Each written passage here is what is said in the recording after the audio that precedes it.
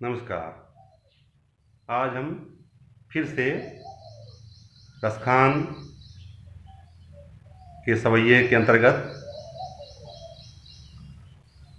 अगले पद का अध्ययन करेंगे।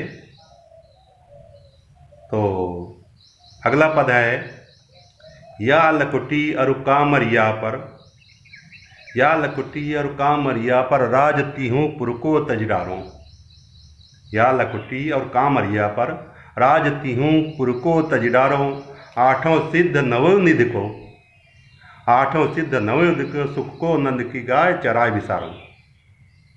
रस खान कबोई नाखिन सो ब्रज के बनबाग तड़ाग निहारों। कोटि के कल धौत के धाम करील के कुंजन ऊपर वारों। यहाँ पर पहले हम कुछ शब्दों के अर्थ समझ लेते हैं। पहले है या लकटी, लकटी मतलब लाठी। कामरिया कंबल। पुर का मतलब होता नगर। आठों सिद्ध, आठ सिद्धियां होती हैं। अणिमा, महिमा, गरिमा, लगिमा, प्राप्ति, प्राकाम्य, ईशित्व, वशित्व। नवदिनियाँ होती हैं पद्म, महापद्म, शंख, मकर, कच्छप, मुकुंद, कुंद, नाल, खर्व। निधि मतलब खजाना होता है। ये 9 प्रकार के खजाने कुबेर के इसमें पाए जाते हैं। और इस प्रकार से आखिन सो आँखों से ब्रज क्षेत्र में तड़ाग मतलब होता है तालाब।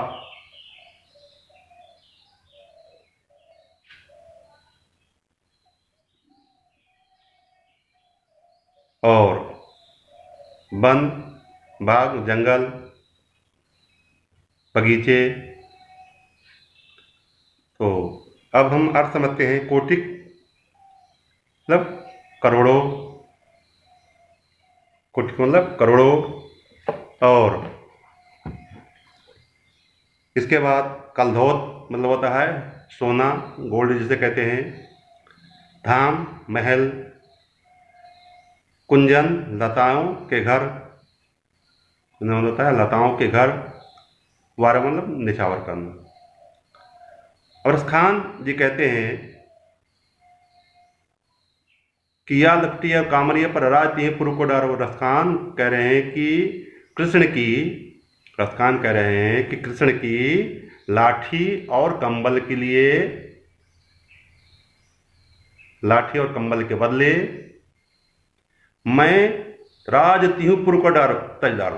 तीनों लोगों के राज्य को, तीनों लोगों के राज्य को, नगर को मैं छोड़ दूंगा। रसखान जी कह रहे हैं कि कृष्ण के लाठी और कंबल के बदले अगर मुझे कोई तीनों लोग का राज्य दे, तीनों लोग के नगर दे, उस तीनों लोग के राज्य के सुख को मैं छोड़ दूंगा। और आठों सिद्ध नवनिधि को, अगर ईश्वर मुझे 8 प्रकार की सिद्धियां और 9 प्रकार की निधियां दे, तो मैं नंद बाबा के गाय चराने में उसे छोड़ दूंगा। कृष्ण के साथ नंद बाबा के गाय चराने में मैं उस 8 सिद्धियों और 9 निधि के सुख को छोड़ दूंगा।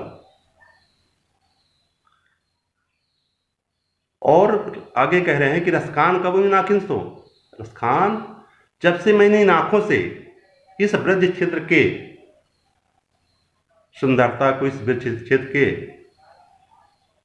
मनमोहक दृश्य को देखा है, तब से मैं ये निश्चित कर चुका हूं कि इस ब्रज क्षेत्र में जितने भी वन मतलब जंगल, बाग, बगीचे, तालाब जितने भी हैं, इनको मैंने जब से देखा है, तो इस क्षेत्र में जो करील के लताएं से, करील के लताओं से बने हुए घर हैं, उसके बदले में मैं सोने के करोड़ों सोने के महल को मैं छोड़ दूंगा। क्यों? क्योंकि यहाँ पर कृष्ण ने समय बिताया था, तो मैं इन लताओं के घर में अपना निवास कर लूँगा, रह लूँगा, परंतु मुझे करोड़ों सोने का महल नहीं चाहिए, क्योंकि कृष्ण इस क्षेत्र में अपना पूरा समय बिताया, अपनी कर्मभूमि बनाया, ग्वालों के साथ में वो इस क्षेत्र में रहे, घूमे, गायों को चराते रहे। तो इस प्रकार से मैं ऐसे सुख को छोड़ दूंगा। मुझे कृष्ण के बदले, कृष्ण के लकड़ी मतलब कृष्ण के लाठी और कंबल के बदले अगर तीनों लोक का राज मिले तो उसे छोड़ दूंगा। मुझे 8 सिद्धियां, 9 निधियां का सुख मिले तो मैं नंद बाबा की गायों को चराने में, कृष्ण के साथ में नंद बाबा को चराने के लिए सारे उस सुख को छोड़ दूंगा, क्योंकि कृष्ण के साथ जो सुख है वो और कोई नहीं है। जब से रसखान कह रहे हैं कि जब से इन आंखों से मैंने इस वृक्ष क्षेत्र के वन, उपवन, बाग, बगीचे, तालाब को देखा है, तो वहाँ के सुख को, उस सुंदरता को देखकर, उस सुख को देख करके मैं उस क्षेत्र में बने लताओं के घर में, लताओं से बने घर में निवास कर लूँगा, रह लूँगा, और करोड़ों सोने के महल को छोड़ दूँगा, निछावर कर दूँगा, त्याग कर दूँगा, निछावर कर दूँगा। मुझे करोड़ों महल नहीं चाहिए, मैं ब्रज क्षेत्र में लताओं के बने घर में रह लूँगा।